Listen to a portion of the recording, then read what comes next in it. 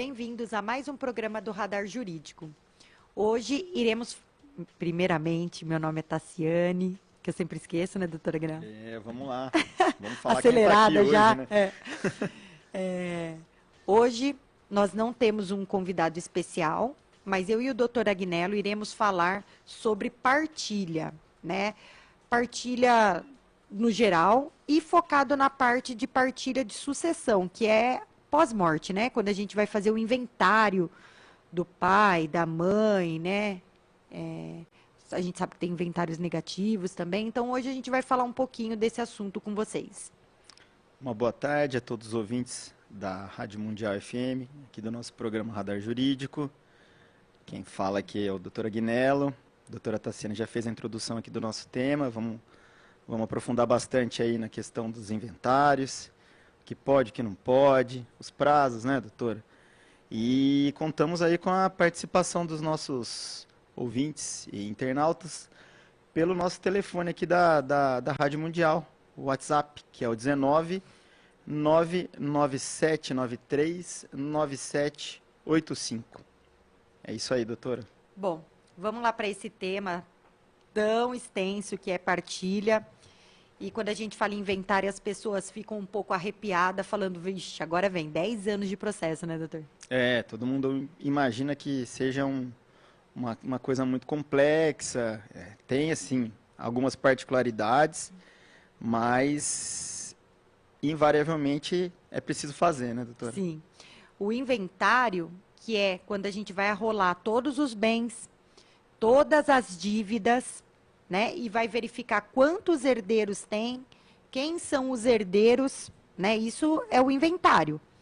Que vai, a verdade, inventário é que nem uma prestação de contas, né? Como se o dono da empresa morresse e a gente vai fazer o balanço da firma para passar para os herdeiros, né? Exatamente, né? Às vezes eu vejo o herdeiro falando assim, nossa, meu pai só me deixou dívida. Eu falo, opa, porque a dívida não ultrapassa o morto, né? A gente fala, porque se eu tenho um imóvel, vou deixar um imóvel para os meus filhos de R$500 mil, e eu vou deixar 600 mil de dívida, então eles têm que vender o imóvel, pagar os 500 e os outros 100 vai morrer, né? Ninguém vai dividir a dívida. O que acontece é que as pessoas ficam com os bens dos pais e aí tem que pagar as dívidas dos bens porque quer ficar com os bens, né? Exatamente. Mas eu acho muito importante a gente desmistificar isso. Ninguém jamais herda dívida, né? Quando vai ver o que você tem na conta bancária, todos os valores, carro, casa, vai fazer a conta. Se tiver mais dívida do que bens, pega todos os bens, vende tudo, paga o que dá, né, doutora Agnello? Exatamente. E não partilha nada, fica um inventário negativo, né? Exatamente. É um mecanismo também que muita gente utiliza para, de fato, analisando ali que pela complexidade, pela quantidade de dívida. Normalmente acontece caso de pessoa que faleceu, que tinha empresa, muitos débitos tributários. É bem comum nesse tipo de situação. Mas acho que a gente podia começar aqui, doutora, falando desde o início, né? Então, vamos lá. A pessoa vai lá no escritório, procura a gente. Normalmente, a gente espera, né, que seja logo após o óbito, né? Que o pai, ou a mãe, ou o ente ali querido que faleceu. Por quê? Porque a gente tem um prazo, né, doutora? Para dar o início. De multa, né? Isso, para dar o início no processo de inventário, né? Não estamos falando em finalizar o inventário num prazo recorde. Longe disso.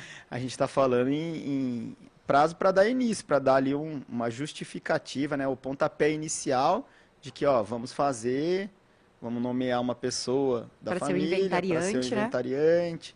Tem né? É importante falar que tem uma listagem de preferência de inventariante. Não é a pessoa chega lá, vamos distribuir o processo, eu vou ser o inventariante. Bom, meu filho, se você não tiver na listagem de preferência, você só vai conseguir ser se os outros herdeiros concordarem, né? Fazer um próprio termo de concordância. Do contrário, a gente tem que seguir aquela listagem da preferência de inventariante. O primeiro da listagem, vocês devem imaginar quem seja. É sempre o cônjuge ou a cônjuge, Sobrevivente. né? Por quê? Porque, gente, parte do patrimônio, quando a pessoa falece, 50% geralmente já é do cônjuge, como direito dele de meiação, não por herança, ele não vai receber aquilo de herança, né? Então, nada mais justo que ele administrar os bens que é dele. É dele também, vai ser em conjunto com os filhos, né? Mas é dele. Então, o primeiro da listagem é O cônjuge o sobrevivente. cônjuge. É, tem essas nomenclaturas, né? Cônjuge Sobrevivente. sobrevivente. Parece que sofreram um acidente de carro e só sobreviveu um, né? Mas não A é gente isso. fala pro quem morreu, né? O inventariado, a gente chama ele de decujus, né? Decujus, sim, É também. uns termos em latim. Sim. Mas é bom. Feito isso, segue ali a linha, né? Que é Os filhos, depois Isso. quem, se não tiver quem administra os bens, né? Quem está na Sim. administração dos bens, o que seria, às vezes, por isso que muitas vezes respeita o curador. Quando a pessoa já era curadora, acaba aceitando ela como inventariante, porque ela já administrava e ela sabe o que a pessoa tem, o que a pessoa não tem, né? É, acontece também, né? Muitos casos em que, às vezes por conta de dívidas do falecido, que ninguém quer fazer, né? E o inventário fica parado. Mas tem terceiros interessados nesse inventário, credores, sócios de empresas, né? Cotistas de imóveis. Às vezes a pessoa tem uma sociedade no imóvel. Porque às vezes tem muita gente que não quer fazer o inventário, porque se transmitir o bem para o seu nome, ou do seu irmão, ou coisas assim, pode sofrer uma grande execução. Sim. E aí fica aquela questão, né? Porque esses sócios de outros bens, né? E que tem esse falecido, ficam ali esperando uma manifestação dos familiares direto, mas não acontece.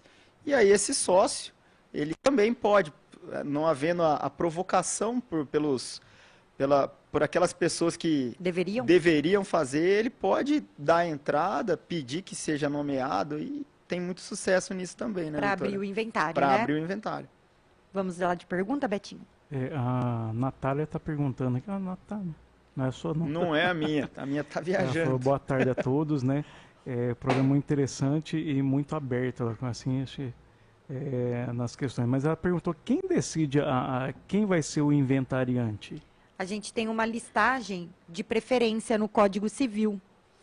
Primeiro, vai verificar se existe viúva meieira ou viúvo meieiro, né? Quem seria esse? Se quem morreu fosse casado ou tem uma união estável, geralmente vai ser o companheiro ou o cônjuge, né? Se não for nenhum desses, vai ser os filhos, se não for, ou se tiver briga entre os filhos, a preferência de quem administra os bens, né? Se ninguém abrir, credores têm direito e o juiz também pode, no meio da briga, nomear um inventariante que, inclusive, pode nem ser um dos herdeiros, né? Ele coloca alguém lá para administrar o espólio que a gente fala, Alguém né? de confiança, né, doutora? Alguém de confiança, E aí essa massa. E aí essa pessoa, esse inventariante indicado pelo juiz, ele vai ser remunerado.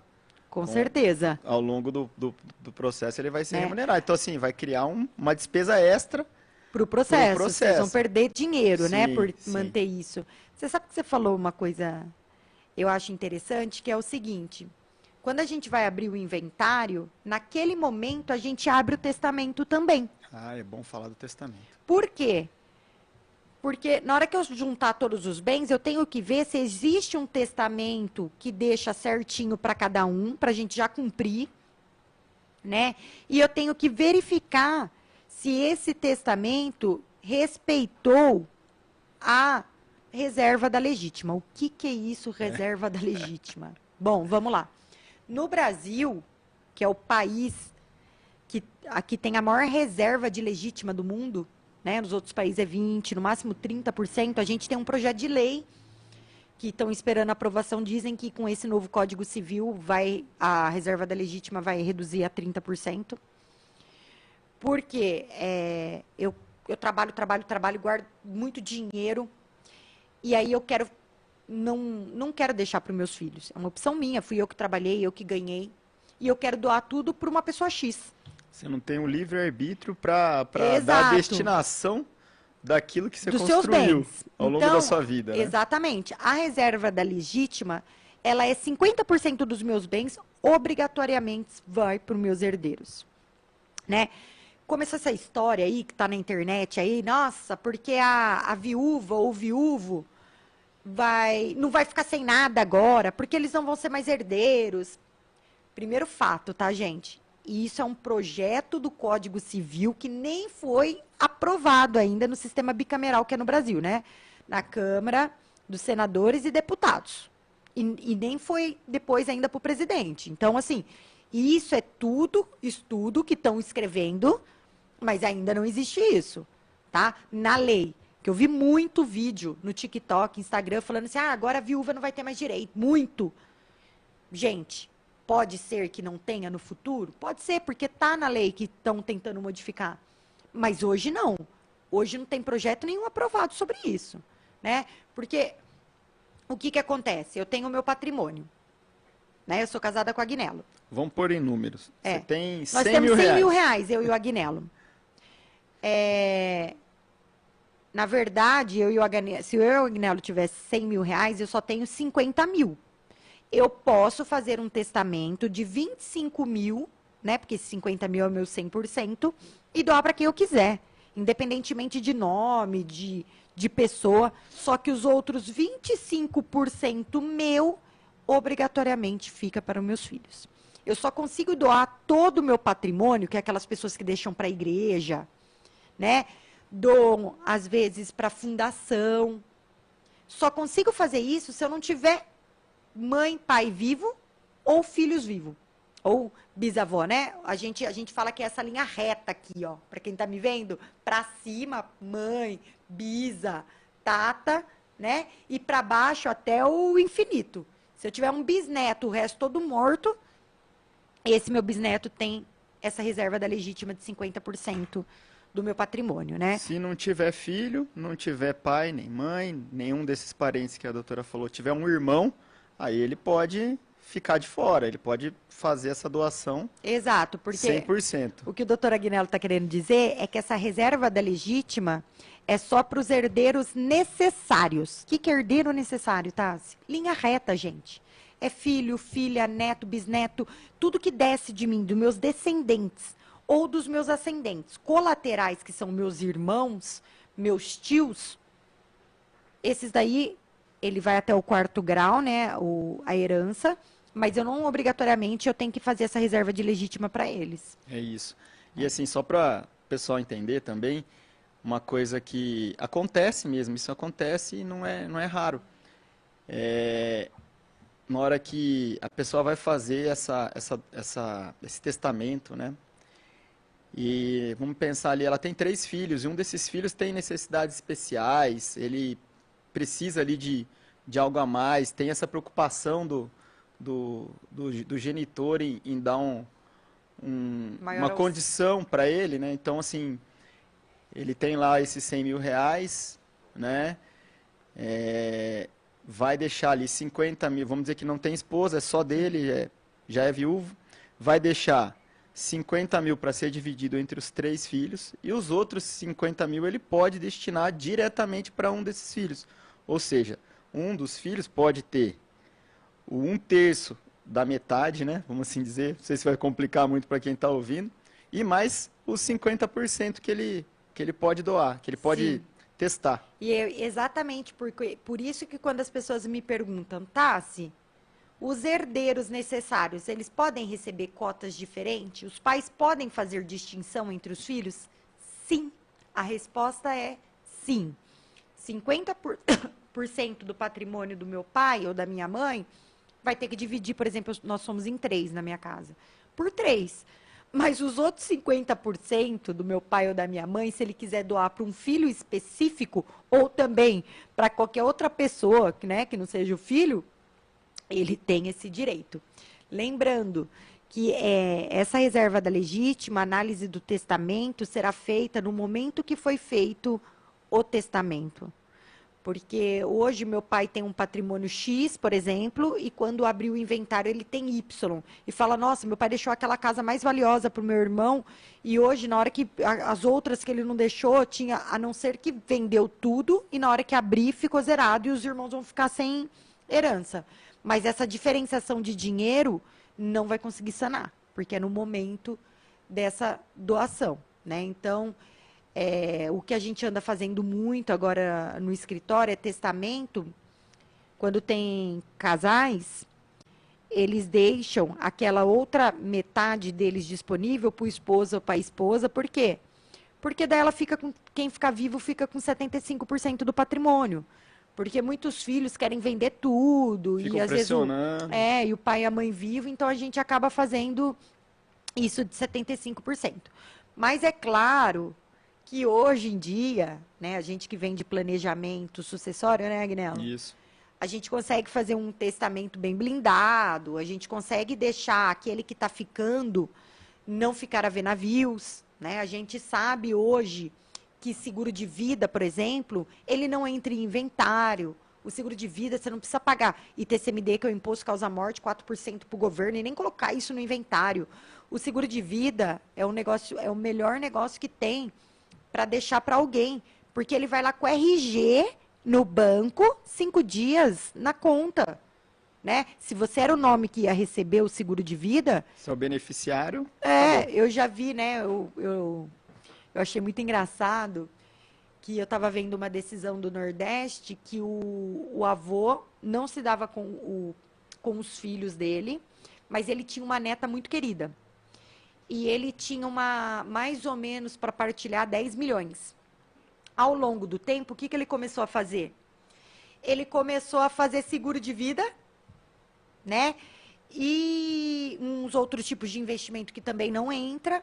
E a beneficiária de tudo isso era quem? A neta. A neta. A neta. E ele começou a morar, inclusive, em casa de aluguel, né? Porque... E tinha uma boa quantia, só que quando ele faleceu, ele tinha, assim, 1 milhão para partilhar e a neta, 9 milhões... Em patrimônio. De seguro. Seguro. De seguro, né? Nesse caso específico, como ele mandava mensagem, eu não vou deixar nada para vocês. E nesse caso específico, o advogado conseguiu falar que teve fraude, né? Para lesar a reserva da legítima. Ele conseguiu provar. Mas se for um negócio bem feito, assim, hoje em dia a gente tem só procurar um advogado especializado, né, doutor? Eu e a doutora Agnello, que tem especialização nisso. E há muitos caminhos, sim, para a gente deixar o patrimônio exatamente para quem a gente quer, né? É isso. Temos Betinho. uma pergunta aí, né, Betinho? Sim, o Maicon está dando aqui um boa tarde, doutores, né? Opa, né? boa tarde, Maicon. E é interessante que ele fala assim, todos têm que fazer inventário de alguém, assim, e mesmo que a pessoa tiver uma bicicleta... Aí é codicilo. Né? Mas como que funcionaria? Todo mundo tem que fazer ou quem são obrigados a fazer a questão de inventário? Depende do patrimônio que está deixando, né, doutora? Assim, Depende disso. Por exemplo, um carro. Se deixar um carro, se você não fizer o inventário, você não consegue vendê-lo. Uma casa, se você não fizer o inventário, você não vai conseguir vender. Dinheiro em banco. Se você não inventariar, o banco não vai te liberar o dinheiro. Então, assim, é necessário. Agora, por exemplo, tem alguns valores, pequenos valores de, por exemplo, rescisão de contrato. Verbas rescisórias, né? Outra coisa que também Você entra trabalhava. Restituição de imposto de renda, que são valores pequenos que às vezes você consegue por alvará, sem precisar fazer o inventário. Para explicar assim para você, Mai, qualquer coisa que você for receber de quem morreu, se você precisar de documento, com certeza você vai ter que fazer um procedimento judicial ou extrajudicial. Coisas de pequena monta, a gente faz por alvará. Se é um valor até um carro mais velho, se é um valor pequeno que a gente tem que liberar, que às vezes ele vai receber o saldo residual do INSS, a gente faz um alvará, pouca monta. Se for um valor maior, aí a gente tem que fazer partilha no inventário, tá? E nós temos também, que é tudo dentro da sucessão, que chama adjudicação compulsória. O que seria isso, tá? Se quando tem só um filho, Você não vai fazer um inventário, porque o inventário, ele partilha coisas. Você vai partilhar o que com quem? Né? Então, a gente faz uma adjudicação compulsória. A gente transfere todos aqueles bens dos pais para esse único filho. Não é porque ele é filho único que ele não vai ter que inventariar.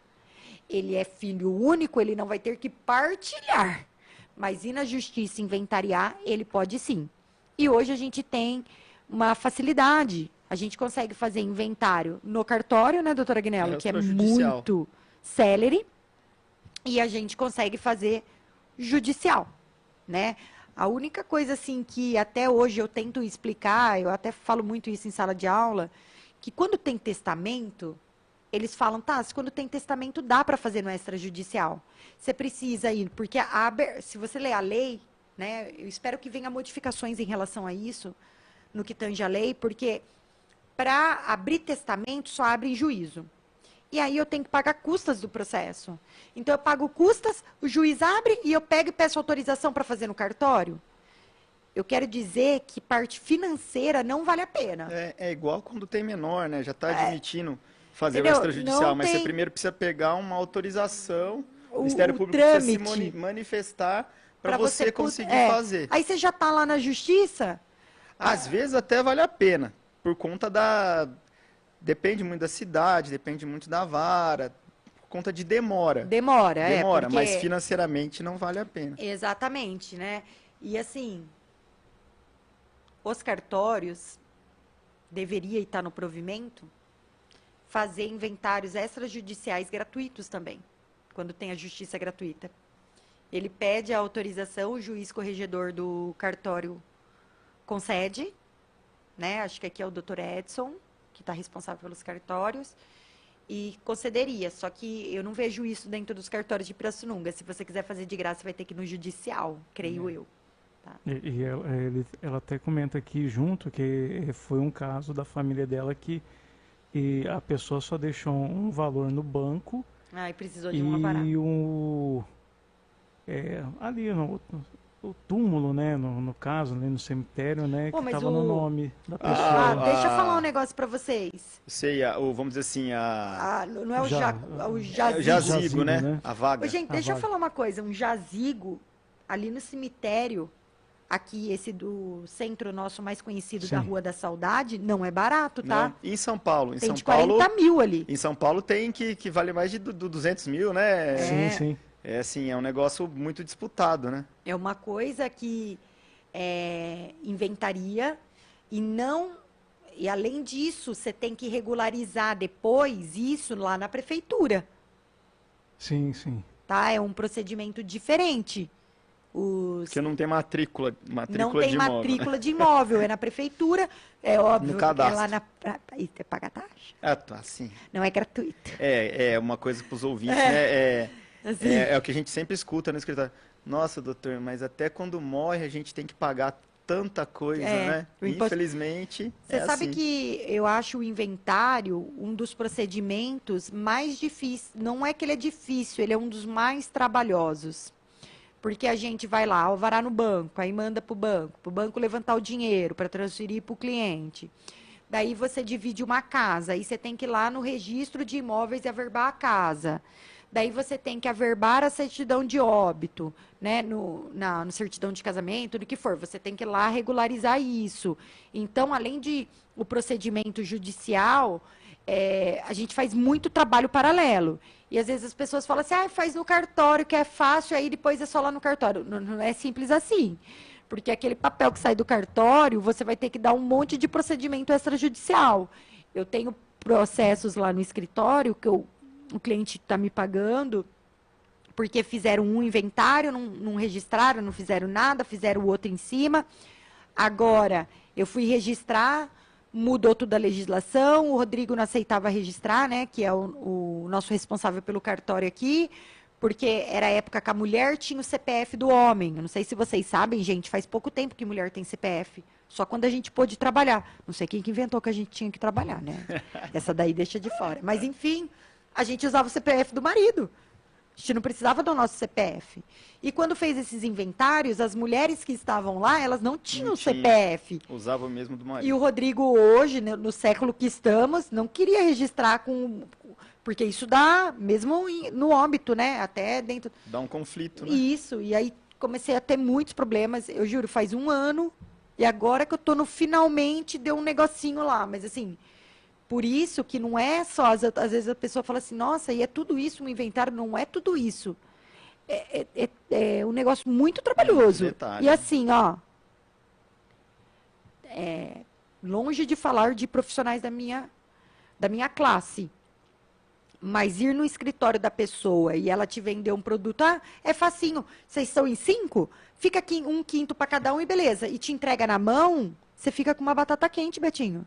Muita gente vai no meu escritório no pós-inventário. Ô, Tassi, partilhou, mas tá tudo junto, só um tá recebendo o aluguel, a outra casa tá... Eu quero resolver, né? Porque só transferiu a titularidade.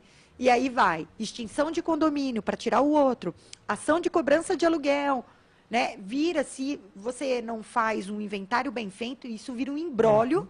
E eu digo, gente, o custo para eu resolver isso é muito mais caro do que o custo do inventário bem Sim, feito. com certeza.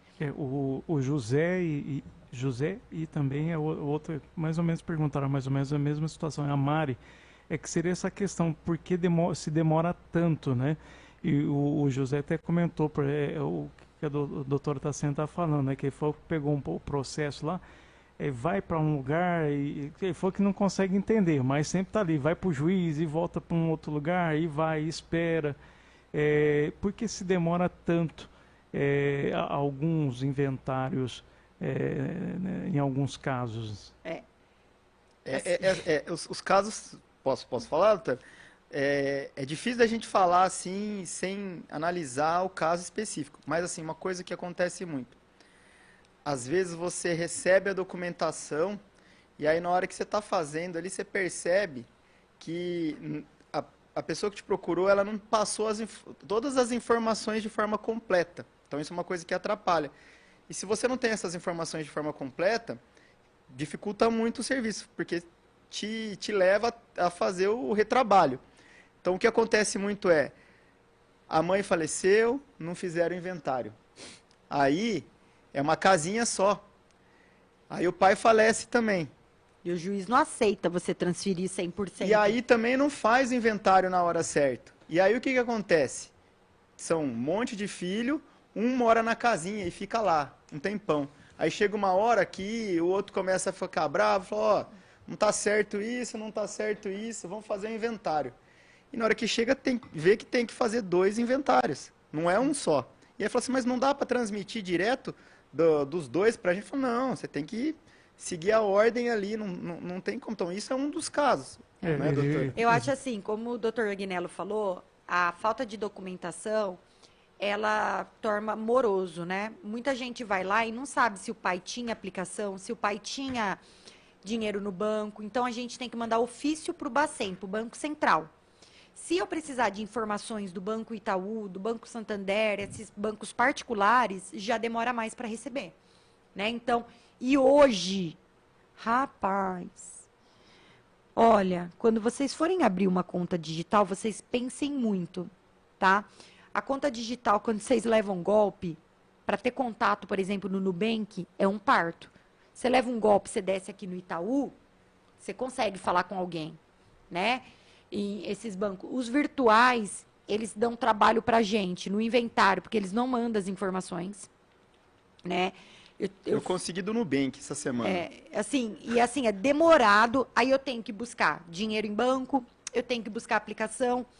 Quem faz investimento nesses também, desses bancos digitais, para descobrir esses investimentos, daí você pede o extrato, eles mandam do lucro, eles não mandam do dinheiro aplicado. Então, tudo isso vai tornando moroso.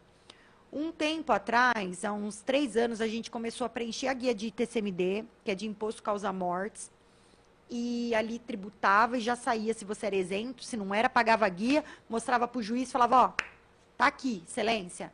Ele assinava e mandava embora.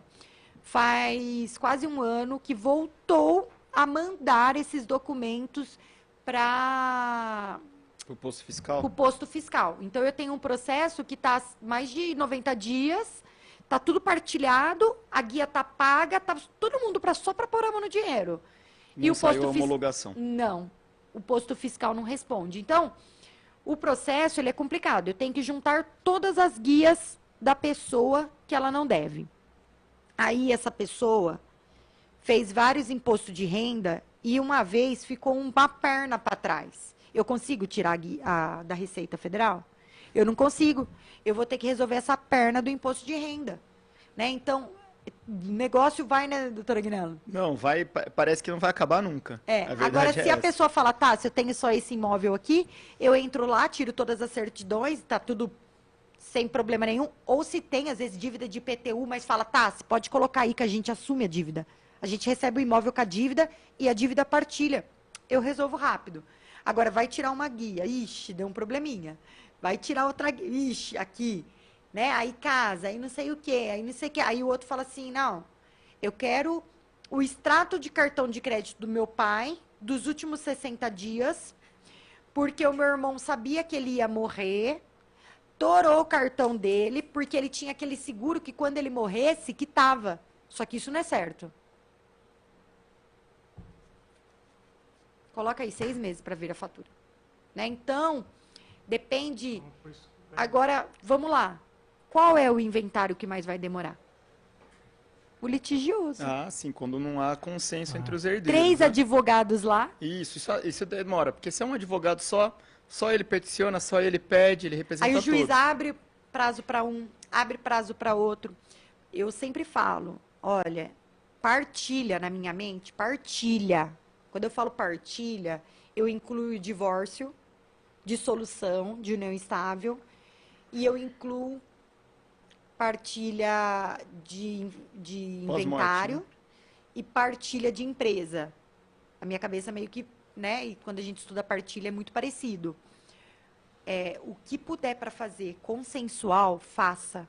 Não é só dinheiro, é tempo, é desgaste, tá? E é dinheiro também, né? O custo é bem menor. O custo é bem menor. E é desgastante, gente.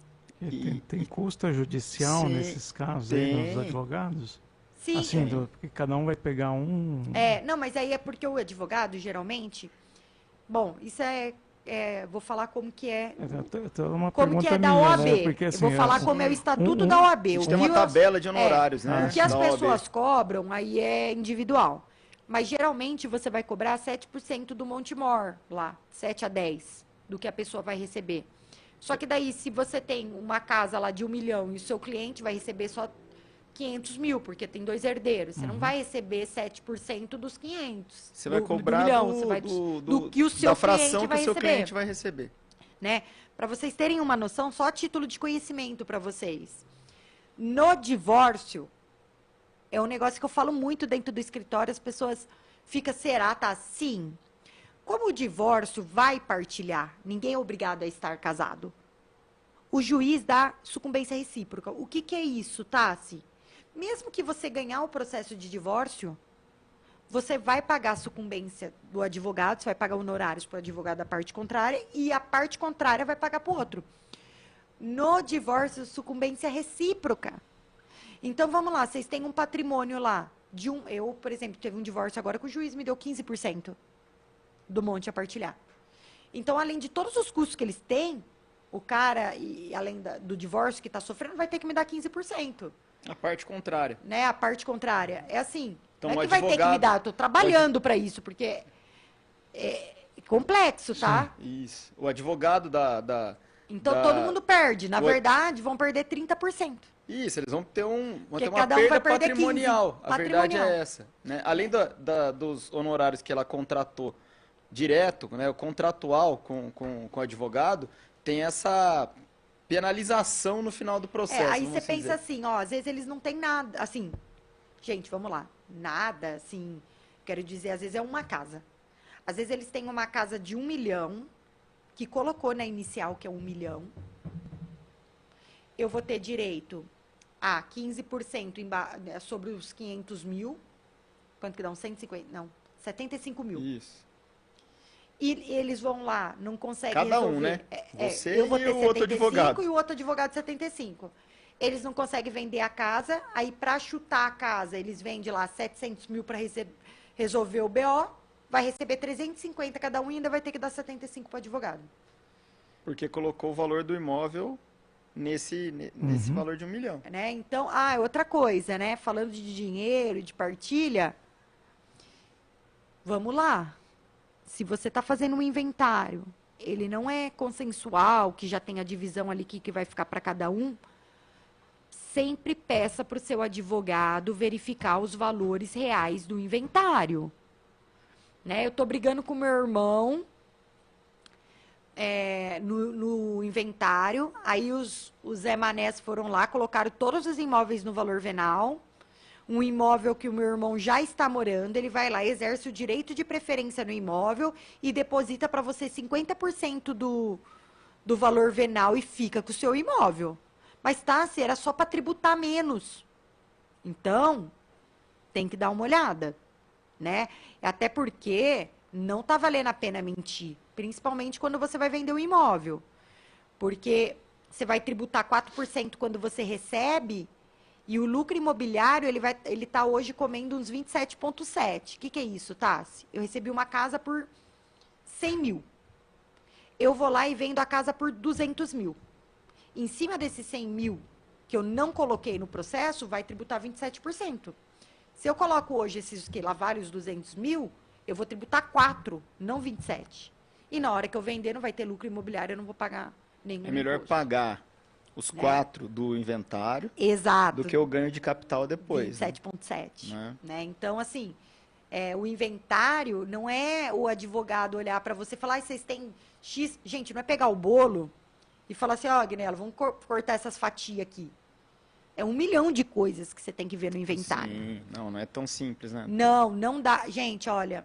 É bom também para valorizar o trabalho do advogado, né? Porque Exato. as pessoas Gente, não costumam... olha, eu juro. Costumam achar que é muito simples e que a gente, entre aspas, que nós estamos ganhando um dinheiro fácil. Não, né? o mesmo tanto no escritório que eu pego de inventário, proporcional, estou falando proporcionalmente.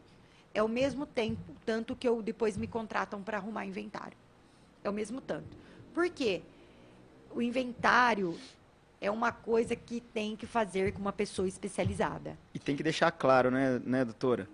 Que não entende. se faz inventário sem advogado. Não. Não consegue. Não adianta ir lá no cartório e falar assim, vai num cartório X, aí ele fala assim, não, eu sei fazer, eu faço aquilo, arranjo um advogado para assinar para você. Sinceramente, todos os casos que eu vi, muito fria. Por quê? Se ainda por cima preenche errado a sua guia de TCMD, que eu não vi poucas aqui na cidade, ainda te lasca lá no imposto de renda. Tá? Então, assim, o inventário, ele mexe com a parte tributária, o inventário, ele mexe com a parte de registro, ele mexe com a parte de partilha, e assim, se der excesso de meação, tem uma outra tributação. O que é isso, tá? Se um recebe mais que o outro, mas às vezes eles querem, porque eles querem fazer permuta. Então, Aí gera o imposto, o mesmo imposto, né, doutor? A doação, que é o mesmo imposto, 4% do excedente. E depois, assim, a gente é no estado de São Paulo, né? E depois eu fico pensando, né? Tem gente que fala assim, do que você advoga? De tudo. Cara, é muito complexo. Eu dou aula dessa matéria e, assim, às vezes trava, tá? Às vezes eu pego uns assuntos aí que buga, assim. Que eu falo, nossa, agora eu vou ter que me debruçar aqui, eu vou ter que dar uma olhada melhor nesse caso aqui, porque nenhum caso é igual ao outro. E aí as pessoas falando, não, eu faço tudo, eu faço não sei o que, eu faço não sei o que. Você fala, né, é complicado. Tem pergunta, Betinho?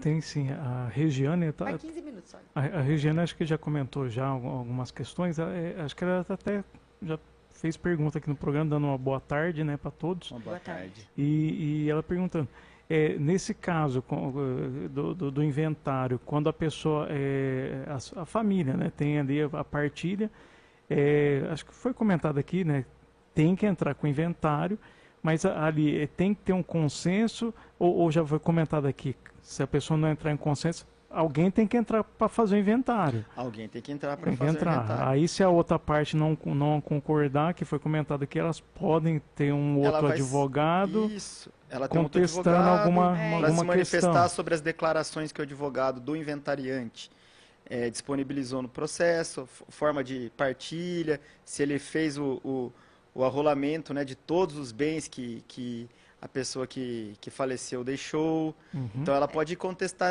essas questões Sim. e apontar erros, omissões. E ela comentou, e se um desses herdeiros falece no caminho do inventário? Aí tem que fazer o inventário mesmo assim para esse herdeiro e depois para a família dele receber, tem que inventariar de A novo. parte dele, a parte que ele recebeu. Ele só Eu vai, acho que, a família, acho que tem uma coisa assim, até a para você. família só vai integrar no polo se quem morreu antes de que está sendo inventariado. Isso. Então, assim, por exemplo, meu pai morre, mas eu já tenho meu irmão morreu ano passado. E o meu pai morre agora. O filho do meu irmão já entra no inventário com a gente. Direto. Porque quando o meu pai morreu, o pai dele já era morto. Agora, se o herdeiro falece no curso do processo Exato. de inventário, aí o que você faz?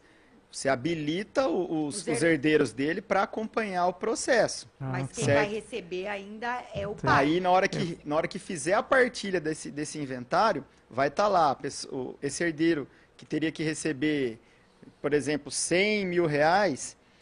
Os herdeiros dele, os filhos dele, vão precisar fazer o inventário desses 100 mil reais, além dos outros patrimônios que essa pessoa deixou. Entendeu? Então entendi.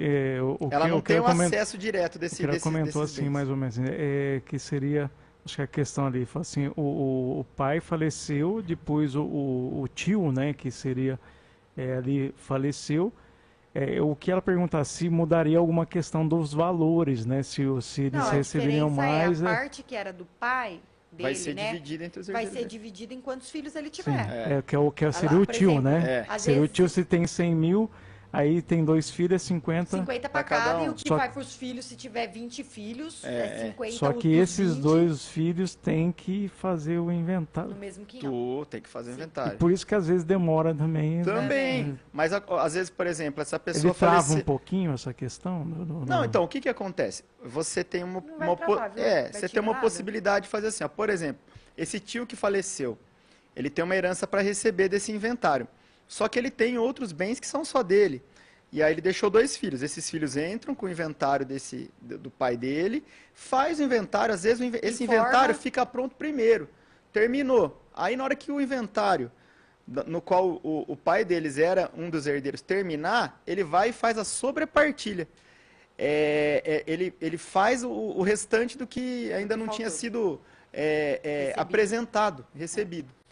Porque assim, ó, deixa eu falar uma coisa que às vezes eu vejo no escritório, né? Às vezes tem uns irmãos que vão lá e falam assim, meu irmão não vai manifestar no inventário, que ele já falou que ele não quer nada. A renúncia, ela tem um prazo específico para ser feita no inventário.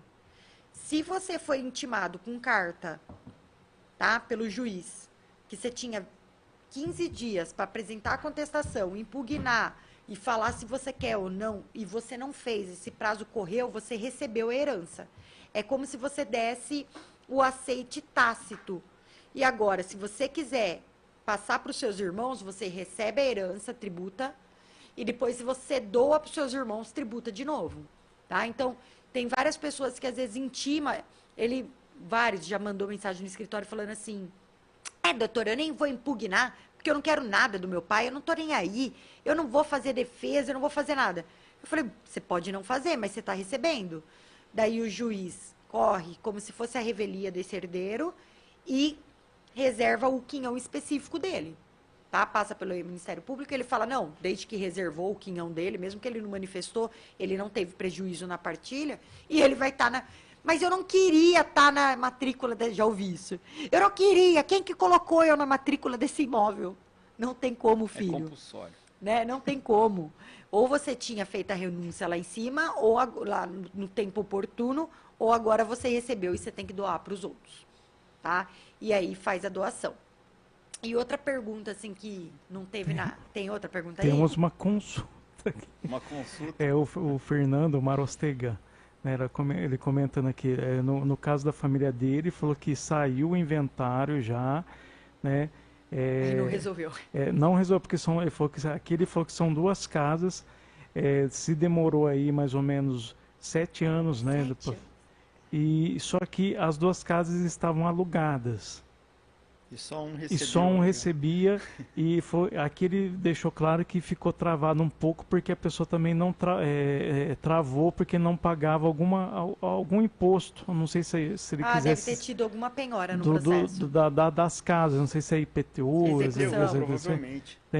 E depois que foi, ele falou que acho que deve ter pago, né? Deve ter resolvido. Mas o inventariante tem que prestar conta, tá? Você faz Mas um aí incidente quem processual. recebe esse valor Tem que prestar conta. tem que prestar conta para os demais? Tem. E Sim. tem um incidente processual para isso, de prestação de contas. Porque Isso se faz dentro do processo só que bagunça. que nem o Fernando aí comentou. Tem como se tem como provar. Essa questão que a casa estava alugada, a pessoa está recebendo. Porque, vamos Foi dizer que informado isso no processo? Então, aí, Tem tudo isso. se você quiser Precisava dar uma complementar, ô Fernando.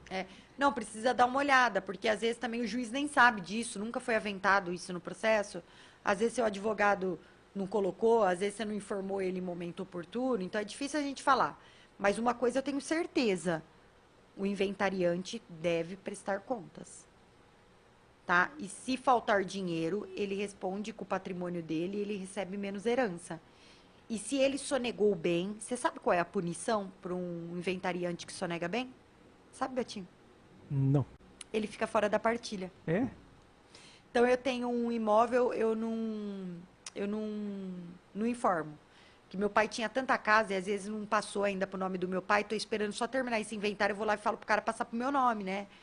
Que era meu pai, eu que administrava, né? E fica de boca, não transferiram, não fizeram a escritura, só tem um contrato de gaveta que quem tem acesso sou eu.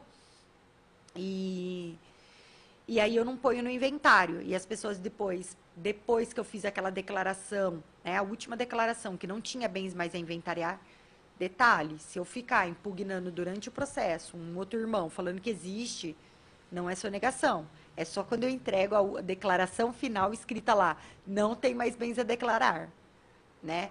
Aí sempre coloca, salvo... Mas se você tiver conhecimento desse bem e o seu irmão provar, né, que você tinha, você não entra na partilha desse bem. Não então é tão você é simples punido. provar, né, doutora? Mas você sabe que antes eu não via, mas agora eu tô vendo bastante? Né?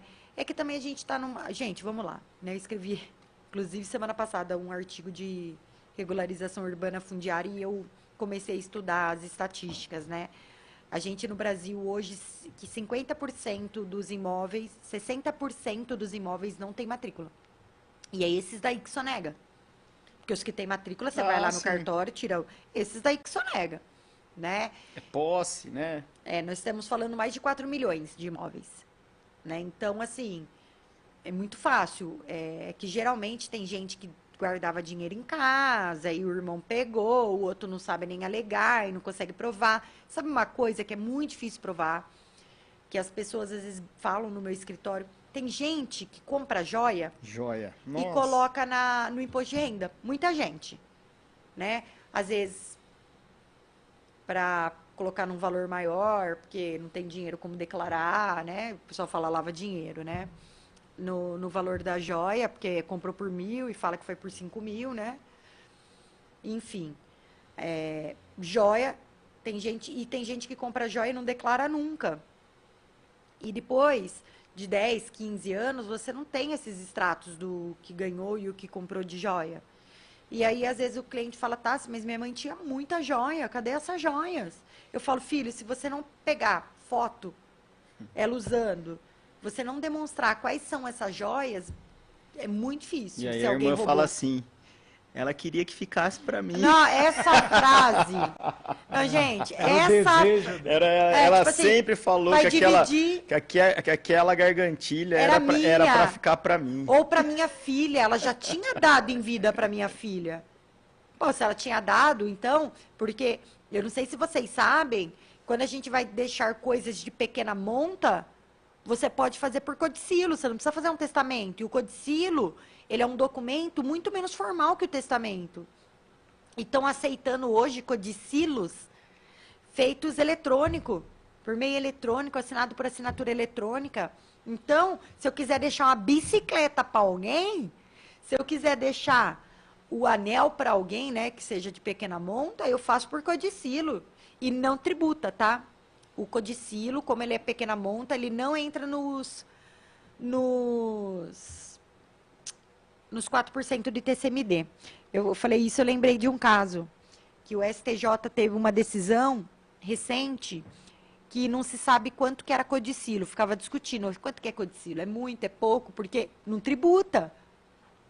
E teve um cara que deixou um absurdo, assim, um valor muito alto para uma pessoa específica, que diziam que era a namorada dele, enfim. E aí queriam tributar porque eram 2 milhões. E aí teve uma interpretação do Supremo Tribunal de Justiça de que o codicilo e o pequena monta tem a ver com tanto de dinheiro que você tem do Montemor. Até 10% do Montemor é codicilo. Então, assim, eu que tenho R$100, o codicilo é R$10. Tem uma última aqui, né, que acho que já foi falado no início, a Lu, só para deixar um pouco mais firmado, a questão de valores, de inventário, de questão de dívida, né, que foi comentando, né? O herdeiro não, em hipótese alguma, ele contrai a dívida do Não, quem vai pagar é todos os bens do inventariado, da pessoa que morreu. Então, se ela tem R$100 e ela tem 110 de dívida, os herdeiros não vão receber R$1. E os R$10 vai ficar aí. Agora, se ele tem R$100 de dívida e 120 e sobrou 10, ele se reparte uns 10. E assim, às vezes outros falam... Só que às vezes tem que liquidar o patrimônio para você. Vender a casa. É assim, se for dinheiro em conta, é fácil de resolver, né? Agora, se é uma casa, se é uma moto, se é um carro, que é o patrimônio, fica mais difícil. Né? Às vezes outro fala assim, meu pai, ele deixou uma casa de 100 mil e 200 mil de dívida. Nossa, como que eu vou pagar tudo isso? Você só vai pagar isso se você quiser ficar com a casa, Exatamente. né? É que assim, normalmente, talvez seja a pergunta dela, no sentido assim, tem bens, mas tem dívida também. Eu vou ficar com esses bens e vou desprezar essas dívidas? Vou simplesmente fingir que não existe? Ignorá-las no Aquelas, no tem inventário? gente que sonega no inventário o bem e tem gente que sonega a dívida. Surgiu mais uma aqui, essa aqui acho que eu não devo deixar de perguntar, né? Pode até estourar o tempo aí, não acho que tem. O Saulo está perguntando, e quando tem comércio envolvido, assim, eu acho que empresas, né? Como que funciona a questão? A empresa, vamos lá. Essa pergunta é complexa, porque depende da empresa. Depende do contrato social da empresa. Tem empresa que, se você herdar cota social da empresa, no contrato social está falando que não aceita a admissão de herdeiros, ela vai ser liquidada, os valores da cota social, e você vai receber a proporção que aquela pessoa tinha. Se é uma empresa que fez o contrato social, com todo respeito, com um contador que eles pegam aquele modelo na internet, é que todo mundo vai ser a farra do boi, todo mundo vai entrar no contrato social. Então, se tiver 10 filhos e o pai tinha 100% da empresa, vai ficar 10% para cada um. Tá? E aí cabe a eles depois ver a administração também no contrato social. Mas a empresa, ela vai ser transmitida como qualquer bem, como um carro, como uma casa. A gente só precisa dar uma olhada no contrato social se você vai poder se você vai receber cotas. Admite o ingresso. Exato, porque hoje em dia, quando você tem sociedade, por exemplo, eu e o Agnello, que não somos parentes. Olha, eu vou dizer, a Paloma, que é minha amiga especialista, que só faz contrato social, ela fala que se não forem parentes, 100% dos contratos que saem do escritório dela não admite herdeiros, né? Porque eu tenho um bom relacionamento com o Agnello, eu gosto do Agnello e a gente toca a nossa empresa. Amanhã, se ele morrer, eu não sei se eu vou ter esse tato com a filha dele. Então, é mais fácil eu indenizar a filha dele da parte do Agnello e ficar com a empresa, né? Então, nesse caso, se a empresa for 100% Da pessoa vai para os herdeiros normais. Aí vai para os herdeiros normais ali. Vamos pensar numa ME. Sim. Uma microempresa ou numa empresa de... Ou numa slum que a gente fala hoje. Uma empresa individual, Sim. tá? Único dono. Vai partilhar da mesma forma entre os irmãos. E se aí depois vai partilhar. Aí depende se um quiser comprar perto do outro, ou se eles quiserem vender a empresa para poder... Podem liquidar também, né? Pode. Mas assim...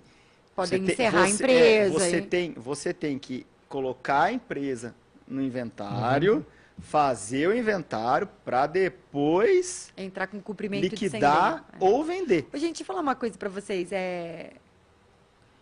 o inventário você entra direto com a partilha. Então você consegue ali, se for no consensual, já resolver e matar ali. Deixar já direcionado. Agora, quando tem empresa, você tem que pôr um cumprimento específico, porque geralmente eles não chegam num consenso do valor que cada um tem que receber. Por quê?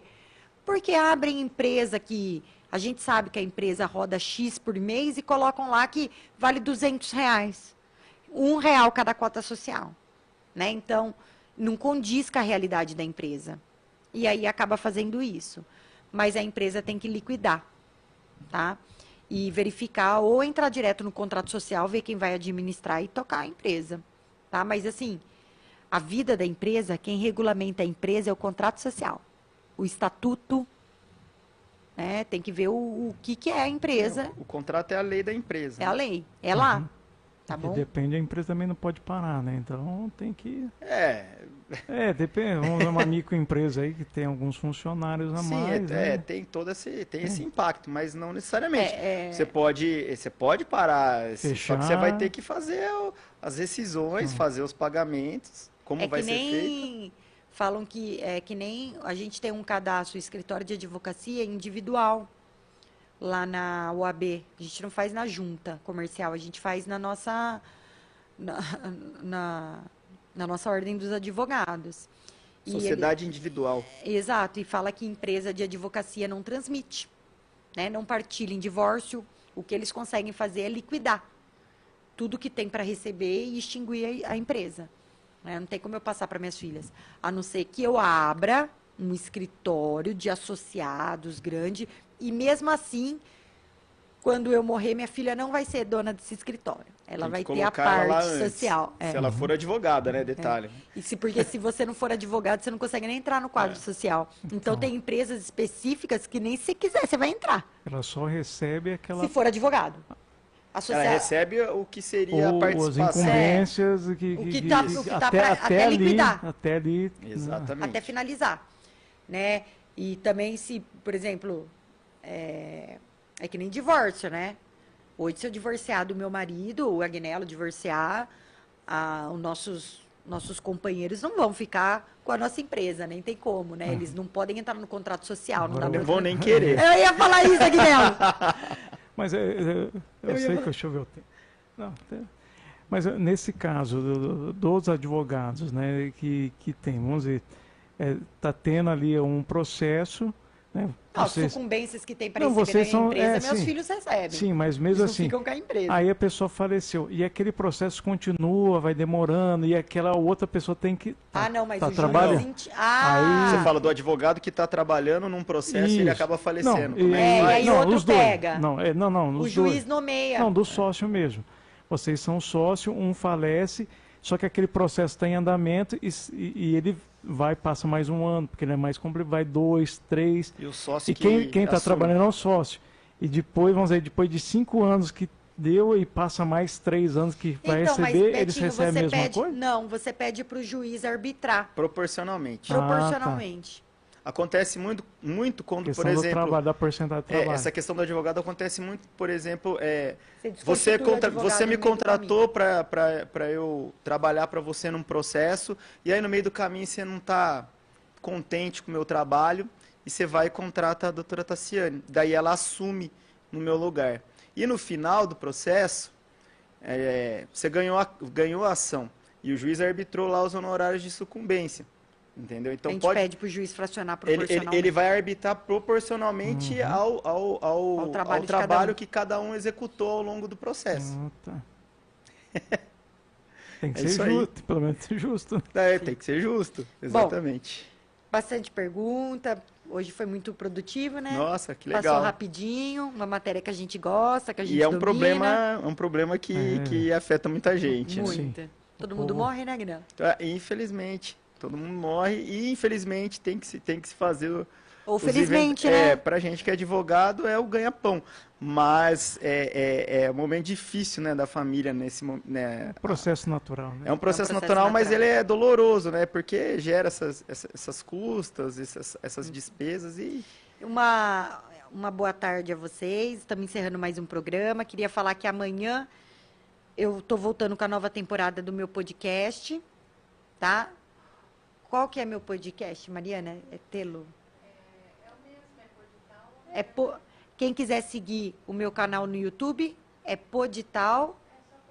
Podital. Qualquer coisa vai estar. Manda as artes, a gente coloca lá também e o link lá na Mundial FM. Isso, e amanhã a gente vai receber a ilustre esposa do Dr. Agnello no meu podcast, que ela vai falar de urbanismo na cidade, a importância de uma cidade organizada urbanisticamente. 1 horinha, das 7 da noite às 8, tá? E vai ser um programa bem descontraído. Quem quiser mandar pergunta lá, a gente vai responder também no ao vivo. E agora, a partir desse mês, que está entrando de julho, eu e o doutor Agnello vamos dar uma espaçada nos programas, né, doutor? quinzenal, né, doutora? A gente vai passar quinzenal. Porque semanalmente, para falar a verdade, está bem pesado, né, Agnello? A gente está Tá puxado. com essa rotina de filhos, Trabalho. trabalho, as férias das crianças batendo, né? Mas a gente vai manter o nosso programa e a cada 15 dias eu acredito que o Betinho no horário Uma reprise, né? coloca uma reprise para vocês. Mas não é porque é reprise que vocês não possam fazer Sim. perguntas. A Façam gente perguntas direciona. que daí a gente direciona as respostas para vocês. A gente queria agradecer a audiência. Isso, agradecer a todos, principalmente aos ouvintes que participaram, né, nessa tarde, foi bem legal. E é um tema que a gente vê que podemos voltar em breve, né, doutora? Sim. Com questões diferentes. A doutora tinha até comentado De partilha de bens digitais, Bens digitais. né? Hoje alguém que deixa, por exemplo, a Marília Mendonça com uma página com 40 milhões de seguidores. Isso tem um valor agregado? Não tem? Como que partilha? Como que para quem fica? Qual é o valor? Qual é a valoração disso? Bitcoins, né? Bitcoins é uma coisa que, se você não tiver uma senha, tá na legislação deles que não transmite. Então, se seu pai tem e você não tem a senha, você não vai receber a Bitcoins, tá? Então, tem muitas coisinhas específicas, o Facebook, o e-mail. Ah, eu tenho um Kindle que tem mais de R$ 2.000 lá de livro dentro do Kindle. Isso transfere para alguém? Como que é isso? Tá? Biblioteca digital. Então, Vale, acho que até para jogos, né? Tem gente que tem contas, né? É isso de- que eu ia falar. saldo que acontece? residual nas contas das bets, que a gente Exato. tratou semana passada Sim. aqui, né? exato, e às vezes tem gente que joga e depende a ferramenta que tem no jogo, por exemplo, um machado, alguma coisa específica, vale mais de R$ 10.000. Né? Para quem que vai ficar Eu isso? sei, é um absurdo, né? Né? É um absurdo, eu queria eu ter essa ferramenta. Mas é Enfim. isso, gente. Olha, Mas é... desejo uma boa tarde a todos e daqui 2 semanas estaremos de volta. Tchau, no ao tchau. vivo. Uma boa Tchau, tarde tchau. para vocês.